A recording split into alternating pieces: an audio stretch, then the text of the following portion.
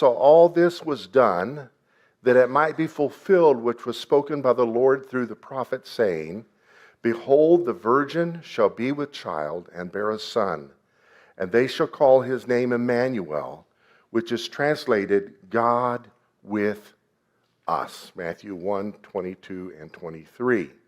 This prophecy is from Isaiah 7, verse 14, that says, Therefore the Lord himself will give you a sign.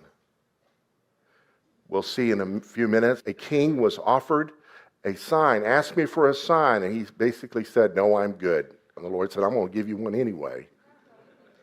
The Lord himself will give you a sign. And he's speaking this to the house of David. The virgin shall be with child and shall give birth to a son, and will call him Emmanuel, which is Hebrew for God with us. El is God. Literally, with us God. Who knows we serve a with us God? Emmanuel, God with us. Now, there is controversy in the world of scholars.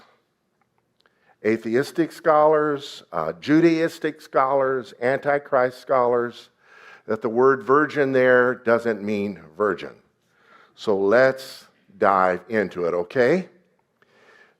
Matthew chose to use the Greek word parthenos because in the Greek Septuagint, in the 2nd and 3rd century BC, there were so many Jews living throughout the world that work was done, it took a long time, by 72 scholars to translate the Hebrew scriptures into Greek.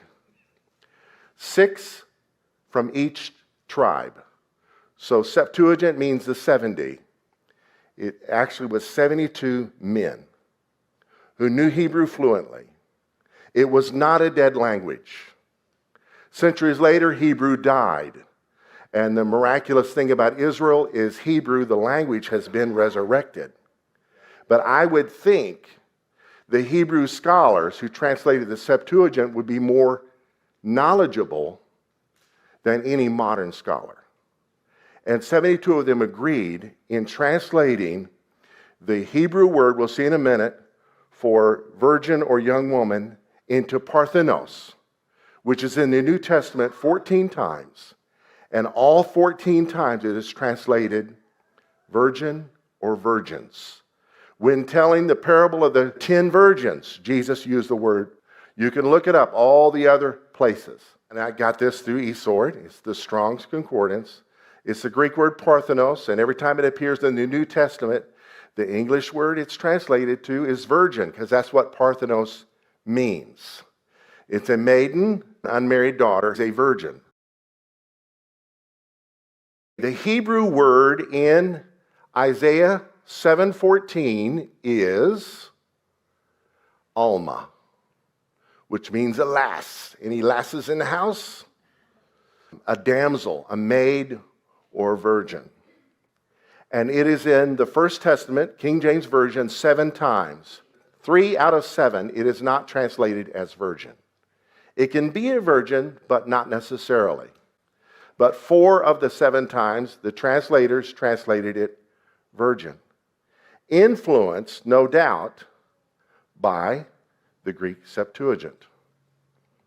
The other Hebrew word for virgin is betula. And it's more common. It is in the King James Version 50 times translated, 38 times as virgin, and 12 times as maid or maiden or maid. Well, if Jesus wasn't born of a virgin, then he's not the Son of God. If he's not born of a virgin, he's not the fulfillment of the promise of Genesis 3:15, where God said, the seed of woman will bruise the head of the devil, and he will bruise his heel. So it is believed on this topic that Christ was born of a virgin. The strongest point is the Greek Septuagint, the 72 scholars that did that centuries ago when Hebrew had not died. It was a current language, and they chose to use the word parthenos, which every time in the New Testament is translated as virgin. For a scholar to try to put you in a corner has to say they're more knowledgeable than 72 Hebrew speakers in the 2nd and 3rd centuries BC.